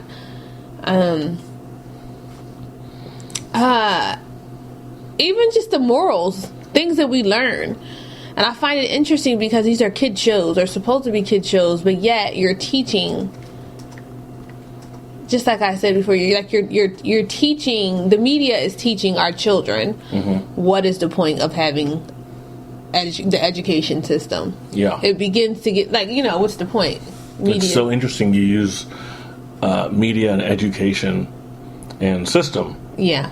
Because the cartoon I'm going to reference, which made me think about this whole topic to begin with, is a cartoon I've seen probably 4 or 5 times, for years. It was Tom and Jerry. I think it was from like the 1960s. Did I tell you about this one? I believe so, yeah. I know Tom and Jerry, though. Okay. Yeah. So Tom and Jerry. Tom is taking care of this little cat with a big-ass head. Tom starts off, I forget what the name of the episode is. Matter of fact, let me look it up real quick. The episode is called Professor Tom, and you can find it on Vimeo, Vimeo, or actually just Google it, and you can find it. Professor Tom. It starts off with Tom teaching the big-head little baby cat that cats and mice are natural-born enemies, and that cats are supposed to eat mice. And Jerry comes in as a little baby cat, is not paying attention at all. Jerry comes in, starts messing up stuff. Now Tom goes into a complete new lesson plan of attack mode and gives the baby cat the goal of, catching Jerry and giving Jerry to Tom. No matter how many different times the baby cat gets close to catching Jerry or catches Jerry, Jerry and him end up becoming friends and shaking hands or having fun or whatever, right? I mean, they pretty much could have been playing hopscotch the whole episode. Yeah. It was kind of cute. But what I saw from this whole episode was racism in a whole. Mm-hmm. It's very much about, this is how you're taught, we're natural-born enemies. And unless you go and catch them, right? Them being black people. No. With the police, right? Yeah. You're doing it wrong. Don't be friends with them. They're natural-born enemies, and this is what you're supposed to do. And the baby cat not paying attention, to me, is the newer era of younger white kids who are like, yeah, right, I have black friends, and maybe they don't get all the things right, whatever, maybe they say the N-word with their friends, but they understand not to say it with other black folks, you know what I'm saying? Yeah, There's a new era of white kid. New era of white kid. They're evolving like Pokemon. No. Gotta catch them all. Listen, that term is very real. I know. They're trying to catch us all. No, I meant the Pokemon, but I meant the people. But in all honesty, how the baby cat basically at the end catches Jerry, or actually is holding Jerry in his right paw, or I was going to say hand, but is holding Jerry. Tom comes up and says, "Okay, hand him over," and the baby cat says, "Nah, I'm keeping him," and then lets Jerry go run free. And then Tom goes to chase after Jerry again. The baby cat trips Tom. Tom gets mad, starts spanking the kid. And then, is that what happened? He started spanking him? Mm-hmm. Yeah, he started spanking him. And then went chasing after Jerry again. And then eventually that's where he tried to break down the house, and tried to break down the door. He got locked out. The baby cat actually stuck up for Jerry. For Jerry when he held him. And then when Jerry's like, "What are you doing?" You let him go, you're supposed to be hitting him in the head with the vase or the vase, whatever. Oh, yeah. Yeah, and he's like, "What are you doing?" So then he was just like, oh, okay, and gives him the vase. Yeah. And then he hits him upside the head, hits Tom upside the head, yeah. Tom upside the head. And it was, due to, the baby cat helping him out, oh, yeah. Mm-hmm. He just beat me. There you go. Just, even though still not really knowing. Right. But then at the end, he's like, "No, I'm going to help him." He was like, no. He takes the stick away from no, I don't want you to hit him. He turns around, takes the stick, and he hits him. Yeah. And then walks away. Exactly. And they play off to the Wonderful Wizard of Oz. Mm-hmm. But it was great to see, just in like I said, the context of racism is taught over and over and over again by different generations, different eras of people, depending on where you live and how you think and all that kind of stuff. Different things are passed down. Maybe not the full context of racism, but still different things are being passed down. That's why people still have the same beliefs that they had in the turn of the 1900s with the making of that movie, The Original Birth of a Nation, about the KKK, and why they needed to exist. You have the same type of beliefs today. Well, you guys are just scary, so that's why they have to control you, What makes it scary, though? I think that we're different. Yeah, because it's different. Any race, really. And it's advantageous to, you saw the white privilege video that we just watched a few minutes ago, too. Which is a great video, so shout out to the young men who actually whatever their names did the video, because that was actually a very great video. Archduke Do Stuff. Yeah. Archduke do stuff. Very video informative. on white privilege. And I can see you were promoting I Love You. Appreciate it. I thought it was great. We love you too, Archduke do stuff. But in all actuality, that's how I saw that cartoon. Now, granted, it could have been a number of things they really could have been trying to teach in terms of supremacy and inferiority. You know, it could have been rich versus poor. It could have been, you know, black versus white. It could have been one country versus another country, whatever it was. But there's always some kind of, we're better than them. We're natural born enemies. We have to stop them before they come and get us. Whatever that looks like. And not realizing how much Jerry would just love to play with Tom. I mean, in all seriousness, Jerry wants to eat, right? Jerry just wants to eat, bruh. Like, he's trying to eat and live. He's not really trying to, from what I can remember in all the episodes, predominantly, right? Jerry is the protagonist. He's not the antagonist. Mm-hmm. Tom is the one chasing after him. Jerry's just like, bro, I'm just trying to live, right? And Tom's chasing after him, not letting him eat, not letting him stay in the house, not letting him do anything. They've been friends a couple times, a little bit, and then it just ends up going back to itchy and scratchy type shit. Yeah. But yeah, Jerry just wants to live, man. But see, and then that's the world and the society in which we live in, because there's a lot of people who just want to eat. It's a lot of people who just want to live. Mm-hmm. But as you can see, Tom already had his comfortability. He already has the house. He already has the food. He already has all the things that he needs. Yeah.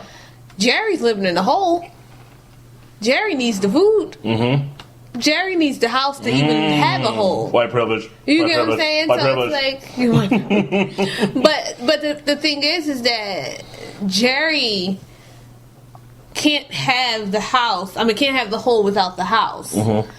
But Tom's not willing to give that up because that's his. Yeah. In some way, shape, or form, he believes that's his. That's his privilege, and this is what he deserves. Mm-hmm. But it's just like, but no, because all he's trying to do is make friends with you, and you're trying to push him away because you think someone's taking something from you. Like the poor whites that were indentured servants that got paid and got allowed to do this, and the other thing after slavery was over, and the black servants, the black slaves were just like, what about us? No, you guys stay. Mm-hmm. Mm-hmm. Wow. It's a takeover thing, and everybody wants control. Mm-hmm. He wants control of that house. He wants to control the hole in the house. Mm-hmm. He wants to control what's coming in and out of the hole in that house. Mm-hmm. And it's like, you know, Jerry's just like, well, I just really just want to be your friend and have fun and eat your food. That's really what I want to do. That's all it is. There's plenty of food to go around. But you don't want to share. Yeah. Jennifer Elizabeth Rose had some suggestions that she shared, saying the Rugrats, SpongeBob SquarePants, all the old Mickey Mouse cartoons, Tom and Jerry she mentioned.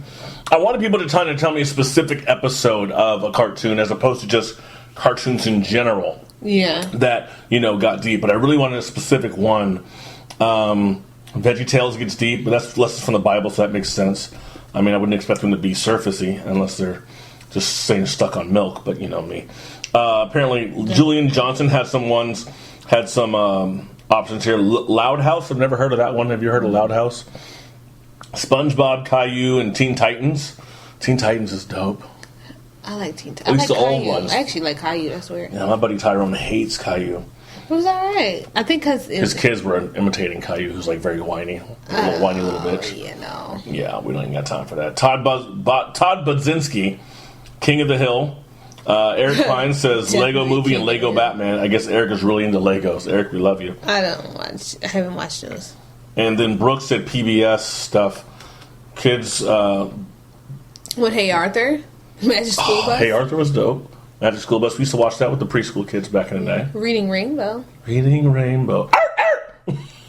DMX shit? Yeah, that was like, whoa. It's late. It's always late when I'm with Ashley.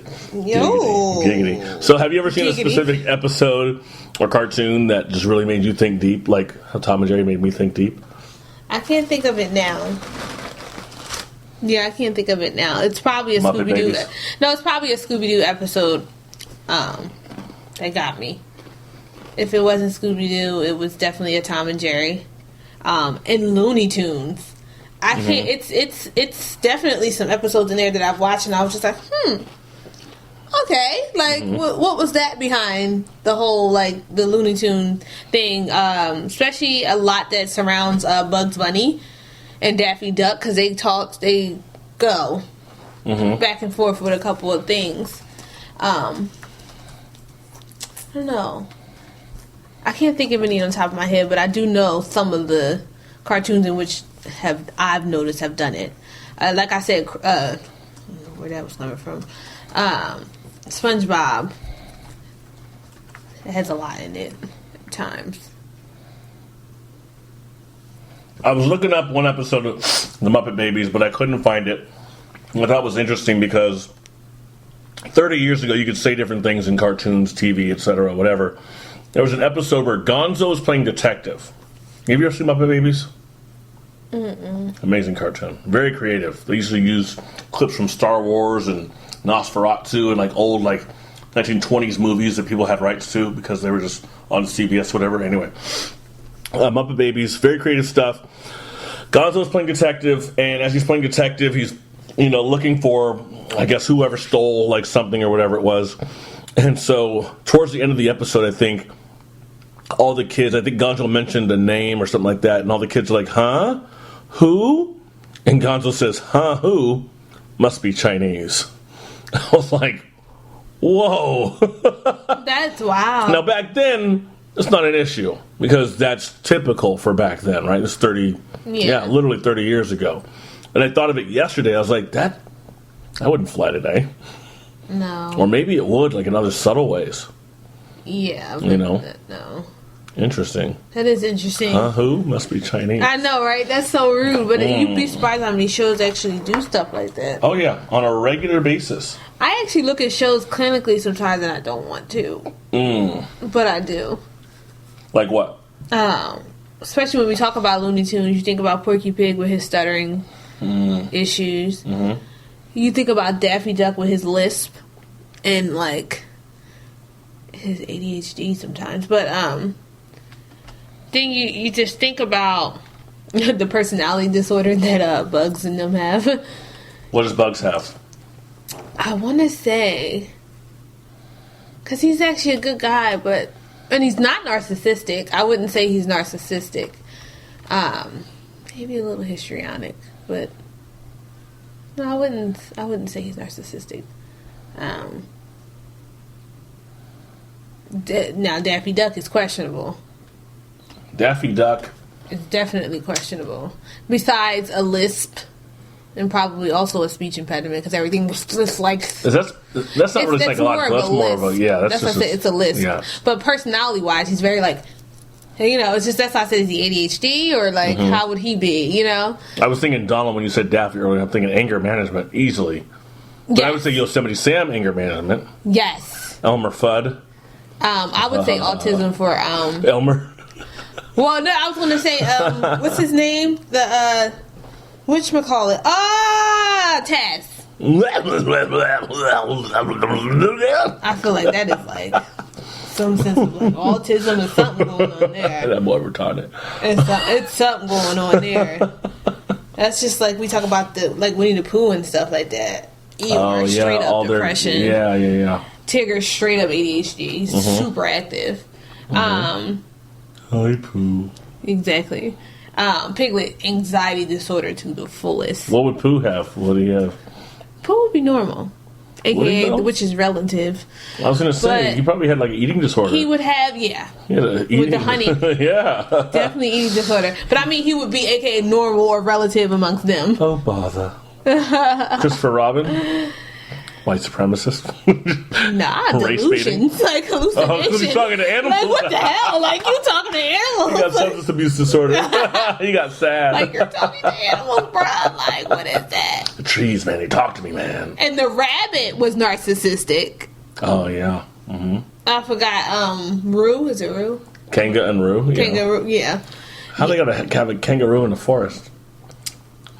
My point exactly. Christopher Robin, He's on the acid. He's on the acid. He's tripping. Like, popping mollies. He's popping everything. Yeah, it's just so crazy. I can't find the Muppet Babies episode because I thought that would be really cool, but I probably have it somewhere. So yeah, fun times. Yeah. All right, guys. Last topic. So I decided last night to find funny things because I realized I hadn't asked anyone for funny videos like last week where we had like 15 to choose from. So I decided to find some of my own. that I thought were pretty damn funny. And you mentioned Family Guy earlier. Guess what? Family Guy. We're watching some Family Guy. This is called Passive Aggressive Musical, and I hope the sound comes in okay. Good. And don't be passive aggressive either. Like one of those songs in an old musical. You're hideous. The baby without. You're big and fat. In the heart, no doubt. You're a horrible loss. If you won't be my wife, you're a raging, continuous love in my life. Good. Did you get it? Yes.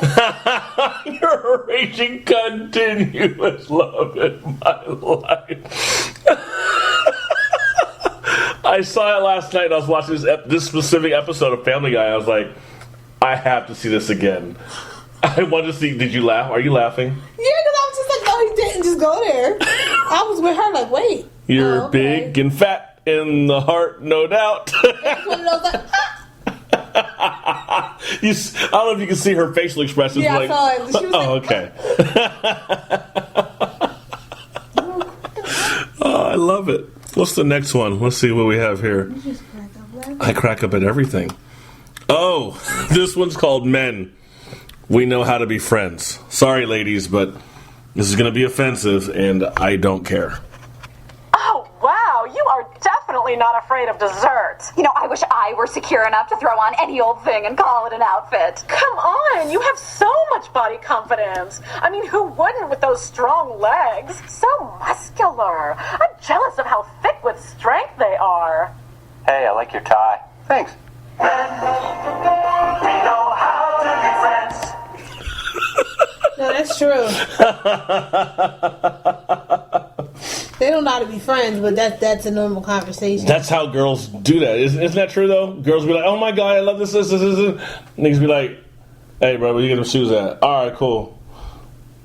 Yeah. You watch the game? Yeah. There's a lot more substance in our conversation. Who's better, LeBron or Kobe? Depends on what you need, though. That's what I'm saying. No substance at all. It's very surface level. Yeah, how you feeling about that? Like, oh my God, girl, your butt just got so much bigger. In those other jeans, they were so flat. Continuing on the men trend. Sorry, sweetheart. It's just that she's my sister. No wonder her husband's all left her. Well, that's what her problem is. She has such low self-esteem that every time a man shows her the slightest glimmer of attention, she rushes into something serious and gets her heart broken like a teenage girl. Hey, Tyler, are you on your way to algebra? Yeah, I'll see you there.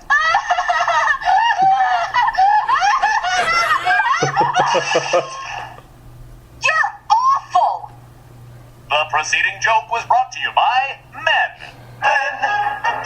We don't know what we did. Accurate or no? Accurate. Maybe not to that extent, but accurate. Would she be histrionic? How would you classify her? Dependent. Codependent? Mm-hmm. Okay. Now this one is not a shot at gay people, but a shot at how the 1940s, 50s used to think and believe about people who liked to have gay sex.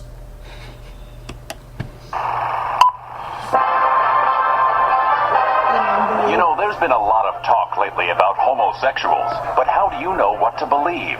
Well, here are a few tips that may help you tell when you've got a gay. So, what's your favorite Madonna album? I like her early work. If his answer is anything but, I've never bought one, you've got a gay. Let's take a blood sample, Mr. Braga. If instead of human blood, you find a deadly corrosive acid, you've got a gay.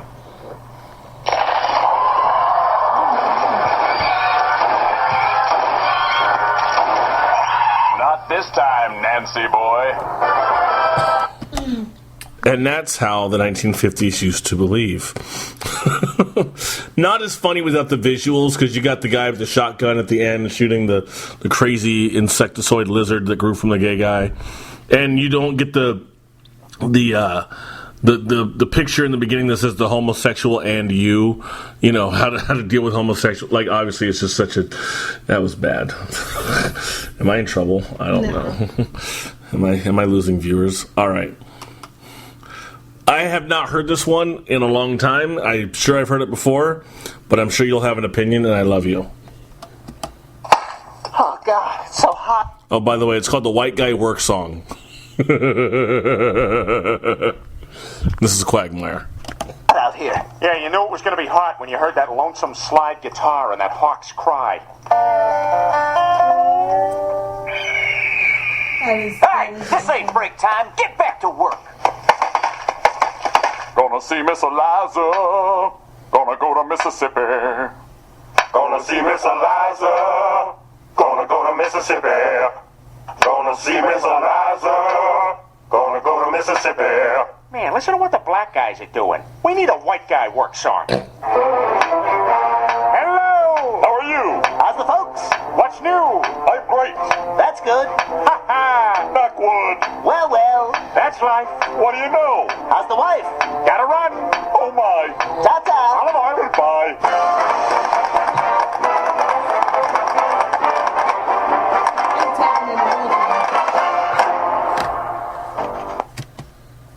I didn't. That was actually well done. I mean, not here to hate on that one. No. But there are some things that I don't know if you've heard this one before. It's an old one, and it's not Family Guy at all. It's called Sparkling Wiggles. Have you heard of Sparkling Wiggles? Mm-hmm. You're about to get triggered. You ready? That's how you know you're gay. No, I'm just kidding. You're about to get triggered from Sparkling Wiggles. And those of you who remember this, it's still, I just can't believe that parents or guardians or babysitters would let a child do this. Like, it's just, the child's being innocent, and the adults are the ones responsible for what the perception is, right? So, here we go. Okay, say it now.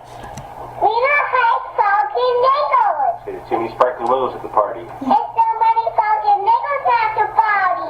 Say, no sparkling wiggles here. No Sparkling Wiggles here. They get a job, Sparkling Wiggle. Here's no Sparkling Wiggles. Say, go be a Dutch up. Wow. You have no words. Because it's learned behavior. I keep seeing it time and time again. Do you know what she's saying, though? Sparkling niggas. No, she's saying Sparkling Wiggles. But because it sounds like she's saying effing N-words, yeah, that's why they gave her all those various prompts to say, to make it sound like she's insulting black people. Yeah. And that's why it's just like, why is that funny to you? It's not. Because that's the term you probably really meant. Yeah. You know, it's you know. Oh, we're just kidding. We voted for Trump. You're definitely He not. says what he likes to say. He just says what's on his mind. You're definitely not kidding, though, if you voted for Trump. Mm-hmm. Stamp. You've been exposed. Why do you have a thing now? I don't have a thing. Why do you have a thing? Are you upset about this? Not upset. I'm just... Anyway. Create your thing. Have you seen the spelling bee? I'll show you my thing real quick. No, not. I said create a thing. I didn't say... Create something. You're going to see it. Then we're going to go to bed soon. I don't want to see it. Don't worry, we're going to go to bed soon. We're going to go to bed soon. All right, spelling bee time. You guys ready? Here we go.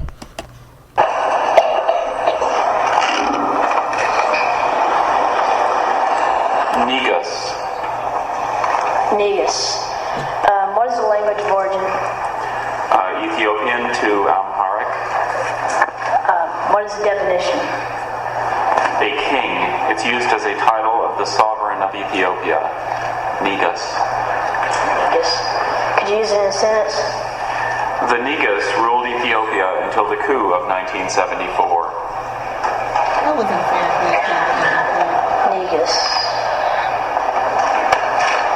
He's trying to learn how to say it. He's trying so hard not to say it.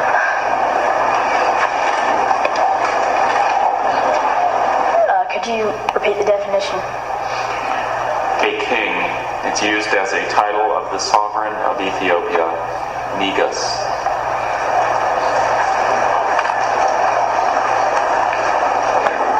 Is it really spoken out of his head? I don't think it is. Negus. Yeah, I thought it was And did you say the word loudly for the judges? Negus. One more time. Negus. Negus.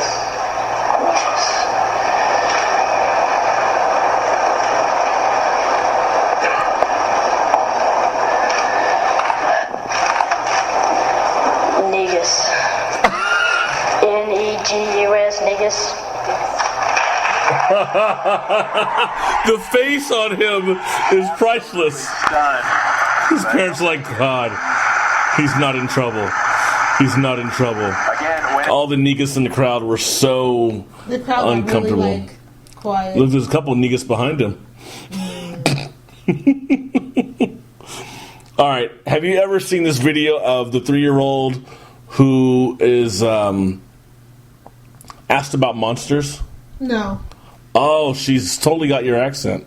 You know, very Southern Belle. And tell Mommy again what you said you were going to do to him if he came here. I said I'm going to kick his ass. Oh. That's not nice. If he's going to come in here, he's going to kick my ass. I think I've seen that one. I think I did see that one. My nose is running. He will? He'll kick my enemies. The cake was on Come out. He will come out and kick my ass. I've seen this video. Okay. This is so And I can kick his ass. But that's not a nice word. You should say kick his butt. Oh. Now, why is kicking his butt better than kicking his ass? I don't understand. It's the same concept. It's because she's going to kick my ass. How cute is that, though? It's the Italian Boston Yeah. tone in which it's like, going to kick my ass. Oh, where'd it go? It was so Boston. Let me see. It was so Boston. We got some other funny things, kids. Montana ain't gonna kick my ass. Like, that's the way it sounds. All right, we got a couple more. Here we go. I like you when you give me cookies. You like me when I give you cookies, but you don't like me all the time? Yeah, no. Why? But I like you, only love you, and get cookies from me. Oh, so only when I give you cookies do you like me? Yeah. Oh, okay, I love you. I love you too, but I don't like you all the time. Fork. Fuck. Fork? Fuck. Funny.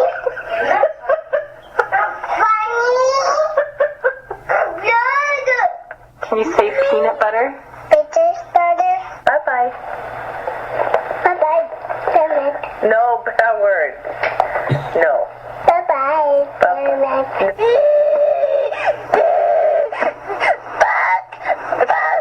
Jared! The most I've ever seen him work. Sit. Look at the kid.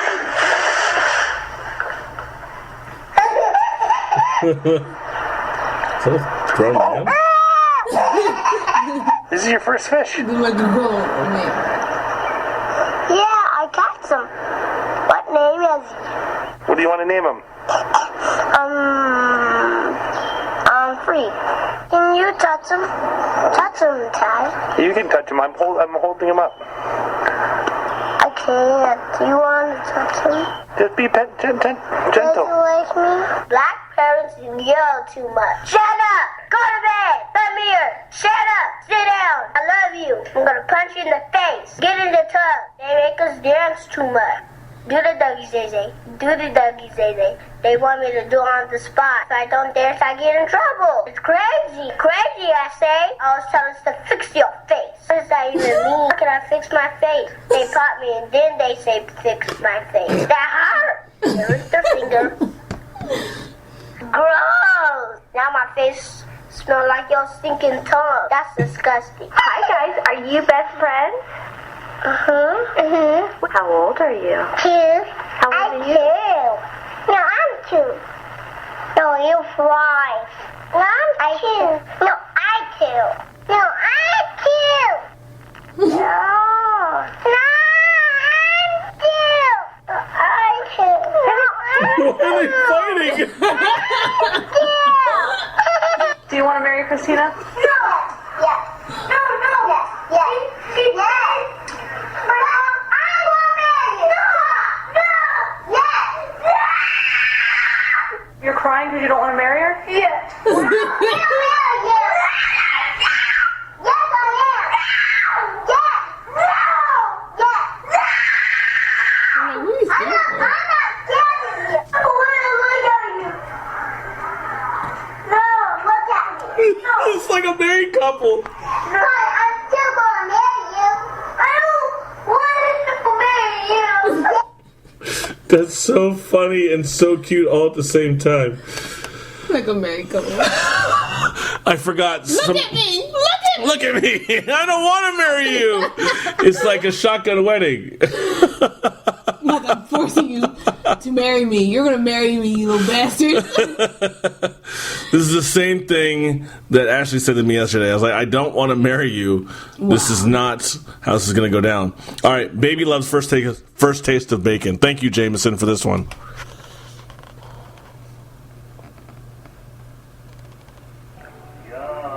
Jason, is that good?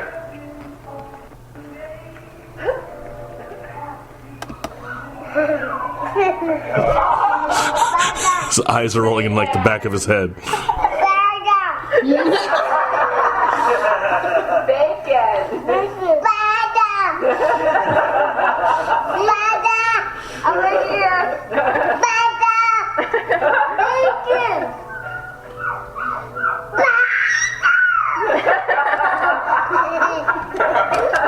All right, that's cute. Yeah, so let's go to another couple others, and I think then we're going to be done, I promise.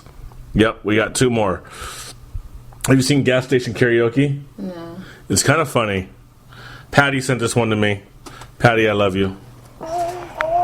You, sir, at Pump 16 in Burbank. Yeah, the gentleman singing. Really nice singing voice. Yeah, good morning, sir, Pump 16. Hey, how you doing? Okay, how are you? You got a good voice. Oh, thank you. Yeah, do you do that professionally? No, just karaoke. Just karaoke? Yeah. Guess what, buddy? You came to the right gas pump. All right. I'll tell you what. We'll pay for your gasoline. Okay. How about a little karaoke from you? Okay, well, what you want? What you want? What do you got? Oh, I'm an 80s kid, so I like you're an 80s like guy. Bon Jovi. Bon Jovi? Yeah. Living on a Prayer? You want Living on a Prayer? Do you need the words? No, I know them, baby. Really? Yeah. Okay, everybody. Here's Will with Living on a Prayer. Tommy used to work on the dock. Yes. Union's been on strike. He down on his lucky too. You're good. So She set him up the whole time. She had to. You're Bon Jovi. Woo! Gina works at diner all day. Working for her man. His girlfriend's in the front seat, and she's just dying laughing. Get this guy on the Voice. Oh, look. That looks like Bill O'Reilly, is it? She says we gotta Hold on to what we got. Doesn't make a difference if we make it or not. We got each other, and that's a He does. Oh, Lord. We'll give it a shot. we're halfway there. Living on a prayer. Take my hand, and we'll make it, I swear. Living on a prayer. Living on a prayer. He wants verse 2? Embarrass your girlfriend. Is that your wife? Who's in the car? Yeah. Want to get me to get her? I'll leave her in there. Get her out here. You want to do a duet? Yeah, we want a duet. She like, She's in her inside clothes. She won't do it? She won't do it. I think she gets Living on a out. free tank of gas. Living on a tank of gas. He's a great singer. Oh, there she is. Yeah, he's right there. Is it working? Can I see? I'm right here, man. What the hell? Oh, up there. Right there. Look at the camera. Are you for real? It's live? Yeah, Pumpcast News.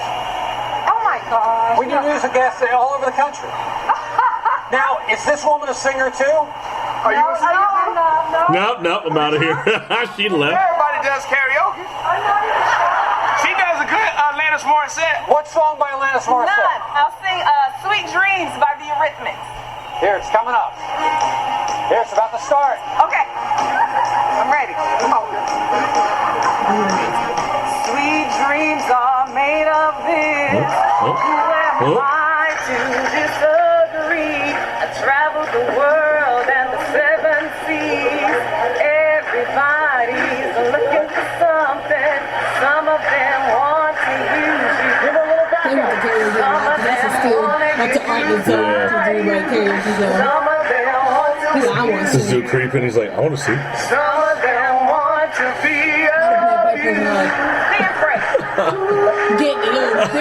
That's right. They were really good. They look fun. All right, this is one of the most famous internet videos of all time. Have you seen this? No. You've never even heard of this? 3-year-old what? Mateo makes his case for cupcakes. Don't read this last part. No. All right, here we go. 3-year-old Mateo. Then we're going to close out the show, I promise.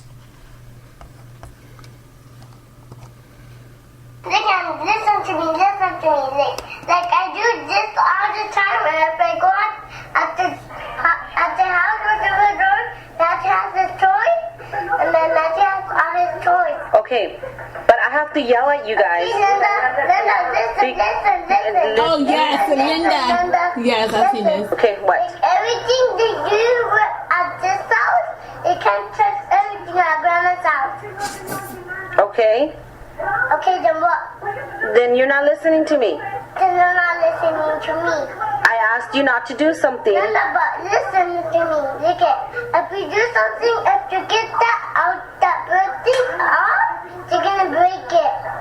Okay, but I'm letting you know that you cannot. Look it. You're not listening to me. Linda. Listen to me now. Listen to me now.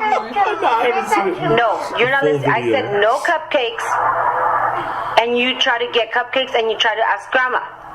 Linda, didn't you? Linda, lick it. If you do something without this, if you get close, you can't even get them. You're gonna burn your butt.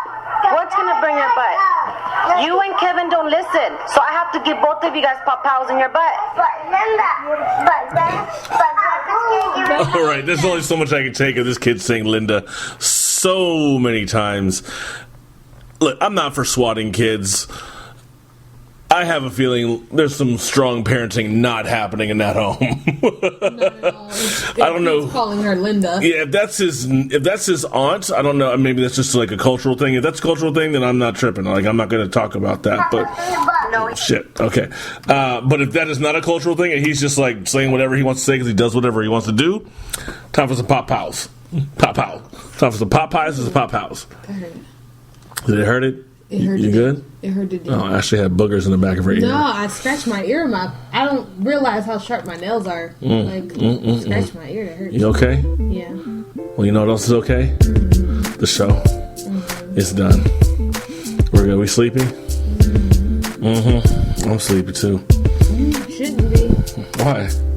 After you pooped all that energy. I sure did. Let it in, let it out. I don't know what I'm saying. Either way, I thank you once again for letting me come over to your house, feed you chicken. Thank you. I know you people love chicken. Why do you keep rolling your eyes at me? Whenever I roll my eyes a lot, that means I'm tired. If I talk like this and I'm still talking to you like that, then that means I'm tired. Are you trying to tell me to leave? No. You don't have to leave. You just gotta get the hell out. There you go. That's the same thing. Either way, thank you for joining me on the KJ from OC podcast featuring Ashley. Ashley, say hi. What up?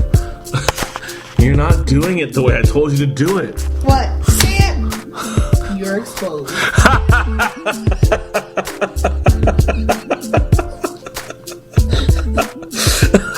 You're going to get a random text throughout the week and be like, when I'm editing the show, it's going to be like, stamp, you're exposed. Hashtag, stamp, you're exposed. I'm just going to start saying that to people. Like, stamp, you're exposed. You're a racist. Exactly. Everyone gets exposed. Everyone should be exposed. We all like donkey of the day. Oh yeah, gossip. Anyway, yeah. So find me on Twitter. I don't know why you would, because I never really use it. KJ from OC on there. KJ from OC on Facebook. KJ from OC podcast on Facebook. My personal page, Kingston Johnman on Facebook. And also, if you want to email me, send me a DM, send me a picture of your girlfriend, KJ from OC podcast at gmail.com. Don't send me pictures of your wife, because that's not cool. Like, that's not. Alright, go ahead and send those two. Anyway, I'm just playing. I'm not playing. I'm not playing. I'm sorry, Jesus. Catch us next week. Catch me outside. How about that? Now, next week, our topic, I believe it will be teenage girls and stretch pants, yoga pants, and all that shit. Should they be wearing them? Because they're form-fitting. And I don't want to be seeing that. Like, I'm just saying, like, it's just weird. Am I weird for that? No. I don't think I'm weird for that. That'll be next week's topic. That's next week's topic. That's the whole topic. Like, we're going to talk about various parts of that. We should probably discuss and just talk about questions I should ask the Facebook groups and go from there and just kind of just segment it. And then get into funny videos at the end. Yeah. So we don't talk about Donald Trump so much because I just get mad and I want to smoke some weed. Yeah, because I just get mad, you know. Anyway, Ashley, I love you. Oh, it's so sweet of you. I'll see you next week, everybody. Bye-bye. Bye.